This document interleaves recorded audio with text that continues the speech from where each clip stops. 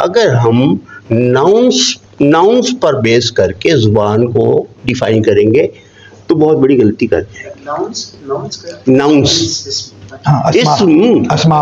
अच्छा नाउन ठीक है। अगर आप नाउन को समझते हैं तो फिर पाकिस्तान का जो कौमी तराना है तो आप अक्सर हम समझते हैं कि फारसी का है, लेकिन नहीं, उर्दू का है। उसमें का जो लफ्ज हर्फ है, एक हर्फ ने उसको उर्दू का बना दिया।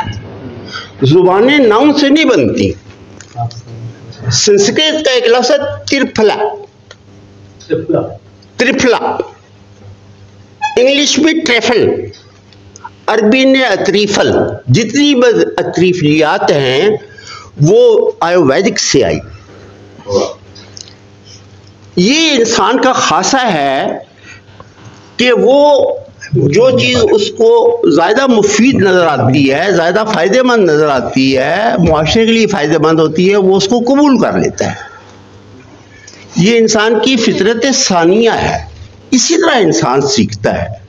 आप अगर उठा के देखें ना, वो जो मुहिम चली थी इंग्लिश के अल्फाज को उर्दू में वो तर्जमा करने की, तो उसमें बड़े फंड्स भी लोगों ने इस्तेमाल किए।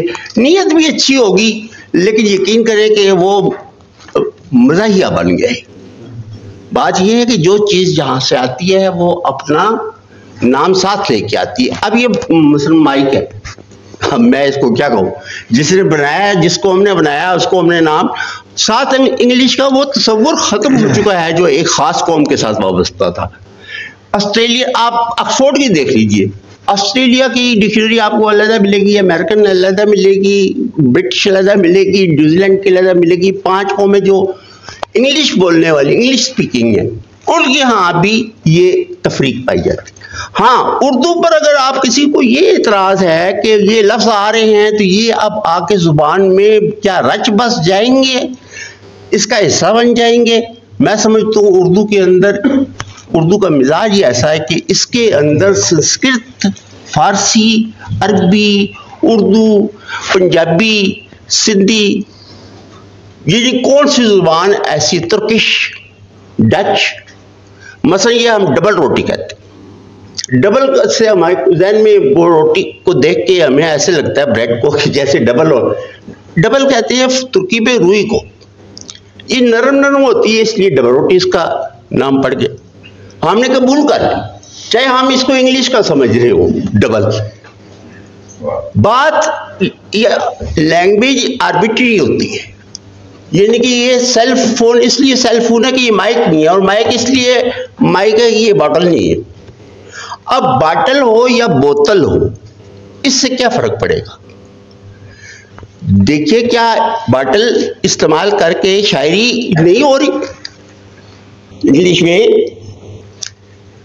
क्या आप जाएं, ये जो हमारा म्यूजियम है लाहौर का, आपको हजारों की तादाद में, कई हजार आपको मखतूते नजर आएंगे जो सिखों ने फारसी में लिखी।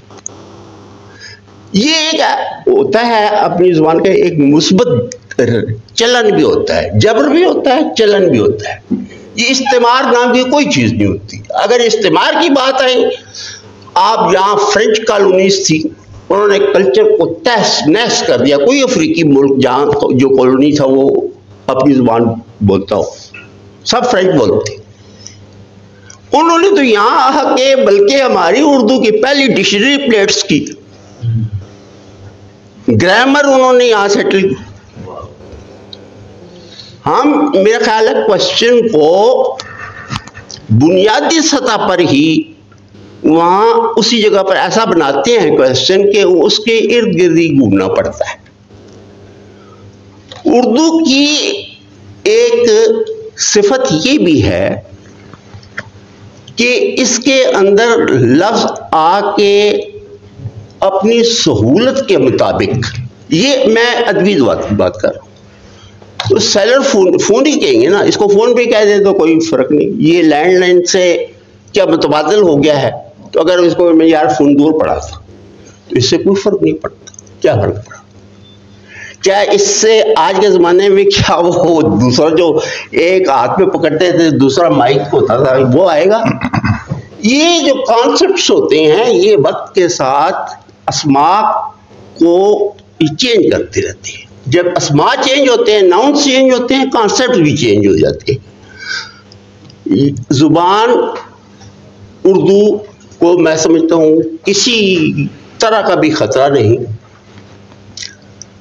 ये आर्टिफिशियल इंटेलिजेंस के अंदर सारी जुबानें जो हैं, अभी तो वो चुके रोजमर्रा की बात है ना, आगे जाके ये लिटरेचर को भी क्रिएट नहीं कर सके।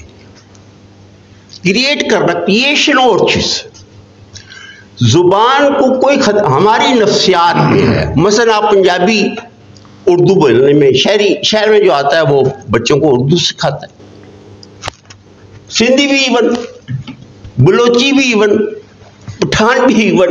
मुझे बता दें कोई भी पटवारी हो, घरों में, स्कूलों में उर्दू मीडियम में, इंग्लिश मीडियम के पढ़े हुए बच्चे घर में आके दुश्वारी महसूस करते हैं क्योंकि माँ बाप नहीं बोल सकते। लेकिन ये जो नुक्ता है, हमारे अंदर कुछ ऐसी एहसासे कमतरी छुपी हुई है कि हम अपनी जुबान को ऑन नहीं करते। हम पटवारी को ऑन नहीं करते, पटवारी गल ना कर सकते, उसमें हम समझते कि हम कोई पीछे रह गए। इसी तरह दूसरी जुबानें, सिंधी जुबान को जरा ये है कि वो एक इल्मी जुबान थी, उसमें डेली आज से यानी कि रोजनामे, कौमी सतह के रोजनामे क्या में पाकिस्तान से छप रहे, उन्होंने इसको अपने अदब की, अपनी इल्म की जुबान बनाई। लेकिन मैं आपको अर्ज करूं कि एक जुबान पहले नंबर पर रख लें, साइंस की।